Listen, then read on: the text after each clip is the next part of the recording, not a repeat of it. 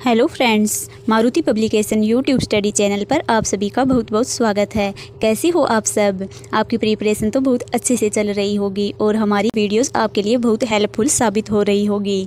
हमने जो पीडीएफ आपको प्रिपेयर करके दी है वो तो आपके एग्ज़ाम के लिए रामबाण साबित हो रही होगी। तो चलिए इसी के साथ आज की वीडियो शुरू करते हैं। तो फ्रेंड्स, ये हमारी पीडीएफ है मारुति पब्लिकेशन की, जिसमें राजस्थान के भूगोल, इतिहास, कला, संस्कृति, अर्थव्यवस्था और प्रशासनिक राजव्यवस्था के टॉपिक कवर किए हुए हैं। ये RSMSSB बोर्ड द्वारा संचालित भर्ती परीक्षाओं में पूछे गए प्रश्नों का इनमें संकलन है। इसमें 115 प्लस एग्जाम पेपर सोल्व करवाए गए हैं और साथ में ऑफिशियल आंसर की भी अटैच की गई है। ये लगभग 1000 प्लस पेजेज की PDF फाइल है। यहाँ पर 2015 से 2024 तक आए हुए सभी प्रश्न पत्र हैं और हिंदी और इंग्लिश ड्यूल लैंग्वेज में इंक्लूड किए गए हैं और ये आपके सभी गवर्नमेंट एग्जाम की प्रिपरेशन के लिए रामबाण साबित होगी, इस बात का हम दावा करते हैं। और इस PDF से आपको राजस्थान जीके के सभी टॉपिक से 95% क्वेश्चन देखने को मिल सकते हैं। अगर आपको हमारी ये PDF लेनी है तो इसका लिंक इस वीडियो के डिस्क्रिप्शन में मिल जाएगा और वीडियो के लास्ट में हम आपको ये PDF एक बार दिखा भी देंगे। तो चलिए क्वेश्चन आंसर सीरीज शुरू करते हैं।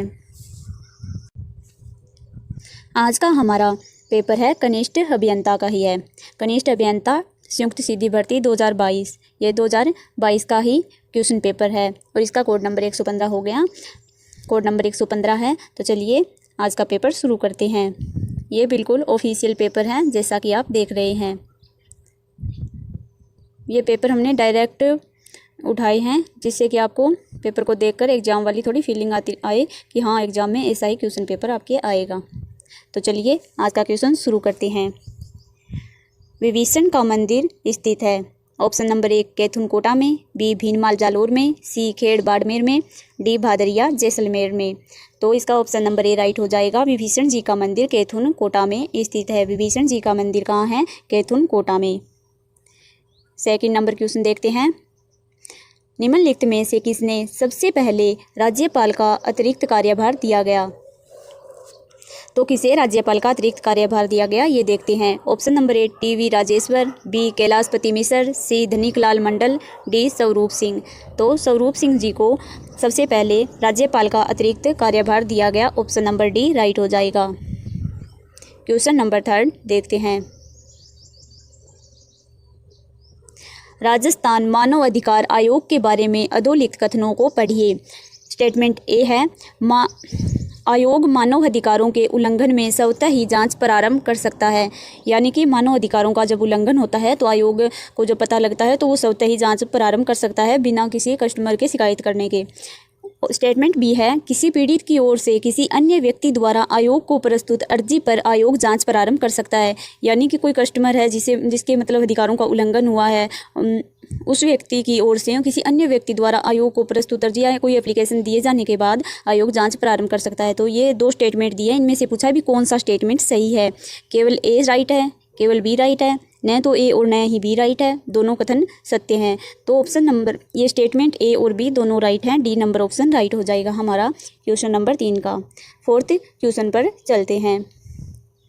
ये रहा हमारा क्वेश्चन नंबर 4। राजस्थान में नगर परिषदों की कुल संख्या 1 जनवरी 2022 को यथा विद्यमान है। तो इसमें ऑप्शन 4 दे रखे हैं। ए में है 30, बी में है 34, सी में है 35, डी में है 36। तो इसका ऑप्शन नंबर बी राइट हो जाएगा। 34 नगर परिषदों की कुल संख्या है 1 जनवरी 2022 को। क्वेश्चन नंबर 4 देखते हैं। महान सीमा भ्रंश राजस्थान के किस भाग में अवस्थित है? दक्षिण पूर्वी भाग, उत्तरी भाग, दक्षिणी पश्चिमी भाग या पश्चिमी भाग में? तो इसका ऑप्शन नंबर ए राइट हो जाएगा। दक्षिणी पूर्वी भाग में महान सीमा भ्रंश या ग्रेट बाउंड्री फॉल्ट भी इसे बोलते हैं, बाउंड्री फॉल्ट, ये इसका हो जाएगा इंग्लिश में ग्रेट बाउंड्री फॉल्ट। जैसे यहाँ भी लिख रखा है ग्रेट बाउंड्री फॉल्ट, इसके नाम से भी ये आ जाता है कभी कभी हिंदी में। बाउंड्री फॉल्ट कहाँ स्थित है? तो दक्षिणी पूर्वी भाग में ग्रेट बाउंड्री फॉल्ट या महान सीमा भ्रंश स्थित है। तो इसमें ये बूंदी जिला और सवाई माधोपुर, इनके बीच में ग्रेट बाउंड्री फॉल्ट स्थित है। बूंदी और सवाई माधोपुर के बीच में, ये दक्षिणी पूर्वी भाग में हो गया बूंदी और सवाई माधोपुर, यहाँ महान सीमा भ्रंश स्थित है। ठीक है। निम्नलिखित में से ये क्वेश्चन नंबर क्या आ गया, निम्नलिखित में से कौन सा नदी उत्पत्ति स्थान सुमेलित नहीं है, कौन सा सुमेलित नहीं है पूछा है। Option number A Som Bichhamera, B Jakham Chhoti Sadri, C Banganga Sewar पहाड़ियाँ, डी रूपारेल उदयनाथ पहाड़ियाँ। तो इसमें सी नंबर ऑप्शन राइट हो जाएगा, बाणगंगा सेवर पहाड़ियों से नहीं निकलती, जबकि ये विराट जयपुर से निकलती है, विराट जयपुर से निकलती है बाणगंगा नदी। विराट जयपुर के यहाँ समीप पहाड़ियाँ हैं, वहाँ से निकलती है। तो सोम बिछामेड़ियों की पहाड़ियों से, जाखम नदी छोटी सादड़ी से, रूपारेल उदयनाथ की पहाड़ियों से और बाणगंगा विराट की पहाड़ियों से निकलती है। तो ऑप्शन नंबर सी राइट हो जाएगा, बाणगंगा सेवर पहाड़ियों से नहीं निकलती है। ठीक है, अब 7 नंबर क्वेश्चन देखते हैं। राजस्थान में मुख्यमंत्री राजनीर योजना का शुभारंभ हुआ, मुख्यमंत्री राजनीर योजना का शुभारंभ हुआ। ऑप्शन नंबर ए है 13 मार्च 2019 में, 13 मार्च 2020 में, 13 मार्च 2021 में, 13 मार्च 2018 में। तो इसका ऑप्शन नंबर बी राइट हो जाएगा, 13 मार्च 2020 में मुख्यमंत्री राजनीर योजना का शुभारंभ हुआ, 13 मार्च 2020 में मुख्यमंत्री राजनीर योजना का शुभारंभ हुआ। तो क्वेश्चन नंबर 8 पर चलते हैं। राजस्थान में निम्न में से कौन सा पन्ना खनन क्षेत्र नहीं है पूछ रखा है। क्वेश्चन ध्यान से पढ़ लेना, बहुत ज़्यादा स्टूडेंट वो पेपर के स्ट्रेस के कारण पढ़ नहीं पाते हैं ढंग से, भी नहीं पूछ रखा है, जल्दी जल्दी में कर दे भी, हम तो इसको हाँ पढ़ाई भी, हाँ कौन सा है, हमने तो हाँ पढ़ लिया और ये क्वेश्चन हमारा गलत हो गया। एग्जाम का स्ट्रेस बिल्कुल भी नहीं लेना है और अच्छे से क्वेश्चन को रीड करना है 2 बार। इसमें हम देखते हैं राजस्थान में निम्न में से कौन सा पन्ना खनन क्षेत्र नहीं है। Option number A Tikki, option number B Gogunda, C Kalaguman, D Sarwar.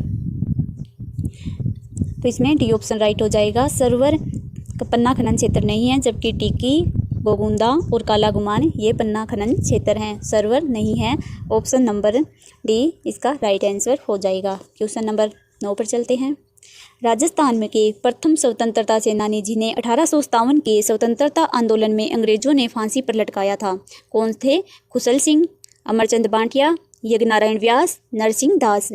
तो क्वेश्चन नंबर 9 का ऑप्शन नंबर बी राइट हो जाएगा। अमरचंद बांटिया को वो प्रथम स्वतंत्रता सेनानी थे जिन्हें 1857 के स्वतंत्रता आंदोलन में अंग्रेजों ने फांसी पर लटकाया था, और इनका कसूर क्या था? अंग्रेजों ने इन्हें देशद्रोही साबित कर दिया था।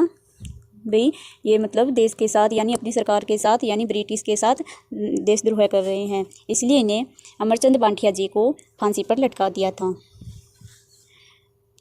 जेतर सिंह था, क्वेश्चन नंबर 10 है, जेतर सिंह था, ये भी क्वेश्चन डिलीट है। जेतर सिंह था जालोर का शासक, मेवाड़ का शासक, रणथंभौर बूंदी, ये मतलब क्वेश्चन डिलीट हो चुका था, उसमें मेन आंसर किया ही तभी इस क्वेश्चन को डिलीट कर दिया था। तो क्वेश्चन नंबर 11 पर चलते हैं। 74वां संविधान संशोधन कानून अनिवार्य आरक्षण का प्रावधान है। ऑप्शन नंबर ए अनुसूचित जनजातियों के लिए, सेकंड है अनुसूचित जनजातियों के लिए, थर्ड है महिलाओं के लिए, फोर्थ है पिछड़े वर्गों के लिए।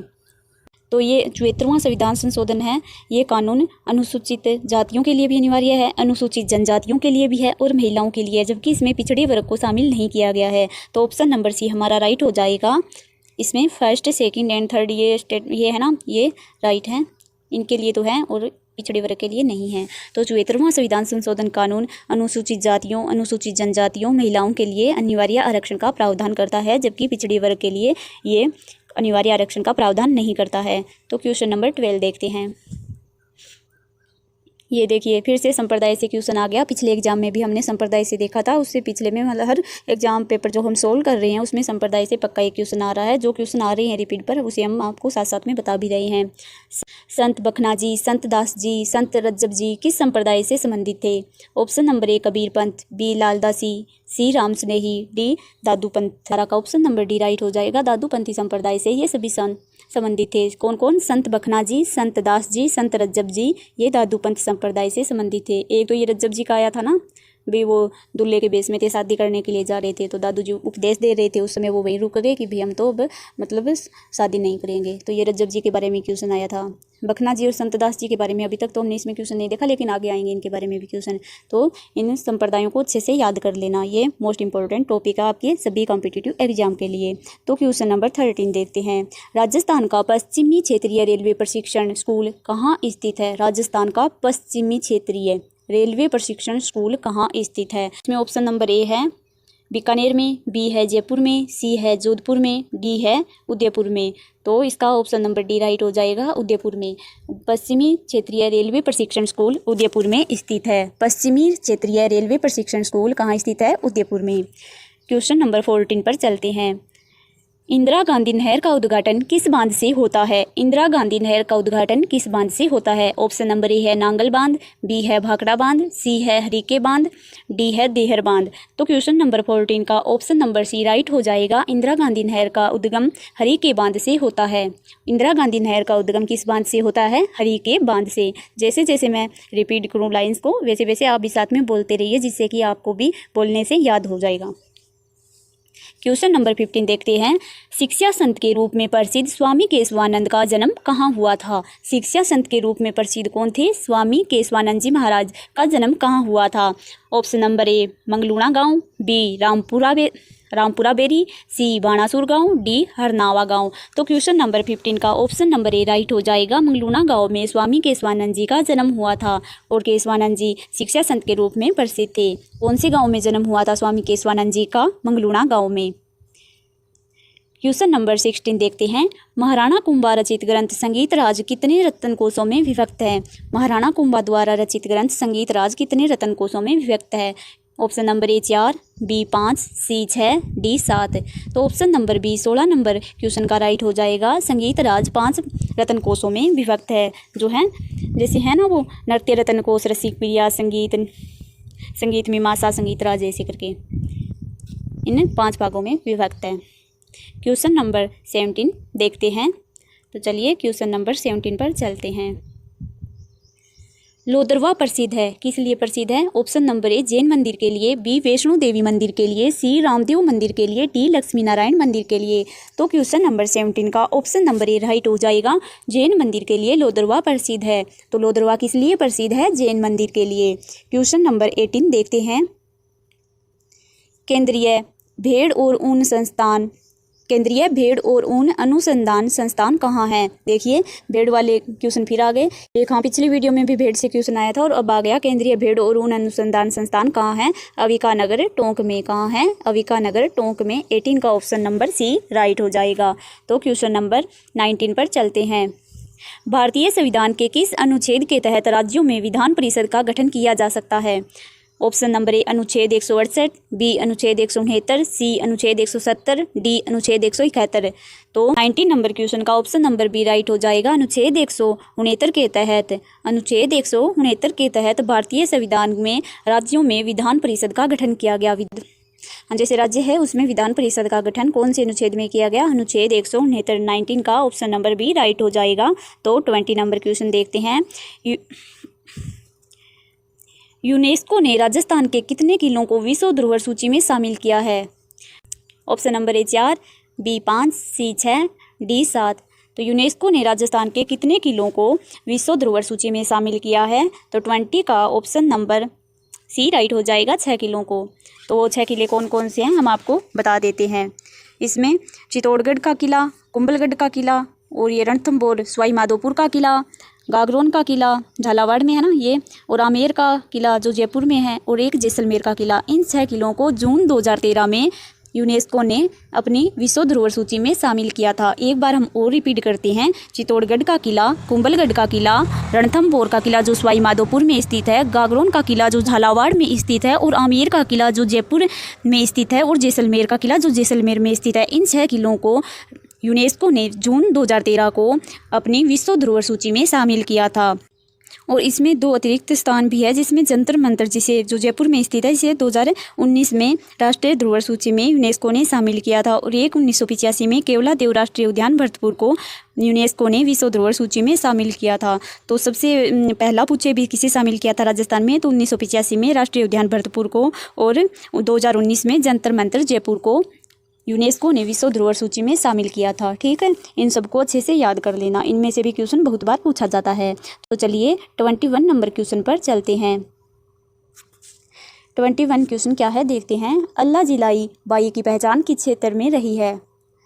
ऑप्शन है लंगा गायन, बी है मांड गायन, सी है हवेली गायन, डी मांगणियार लोकगीत। ऑप्शन नंबर बी राइट हो जाएगा। अल्लाह जिलाबाई की पहचान मांड गायन से संबंधित है। तो फ्रेंड्स, आज की वीडियो के हमारे 20 क्वेश्चन कंप्लीट हो चुके हैं। आज की हमारी पीडीएफ भी दिखा देते हैं, जो बहुत सारे बच्चों के लिए एग्ज़ाम प्रिपरेशन में बहुत ज़्यादा हेल्पफुल हो रही है और हाई होप ये आपके लिए भी बहुत हेल्पफुल रहेगी।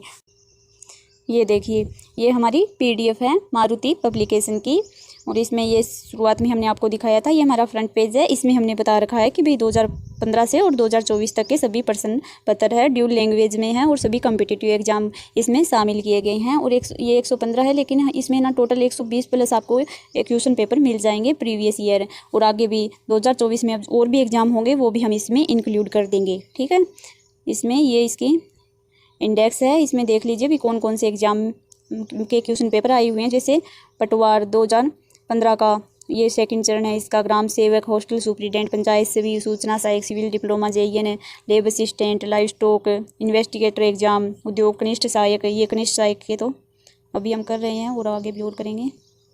इसमें ये देख लीजिए इस तरह के एग्ज़ाम हैं, कनिष्ठ अभियंता, वन रक्षक, CET, और जो टीचर के पीछे एग्ज़ाम हुए थे ना, रीट सेकंड ग्रेड, वो सब। ये पहला पेपर ऐसे इसका शुरू हो जाएगा, ऐसे ये PDF है इसकी।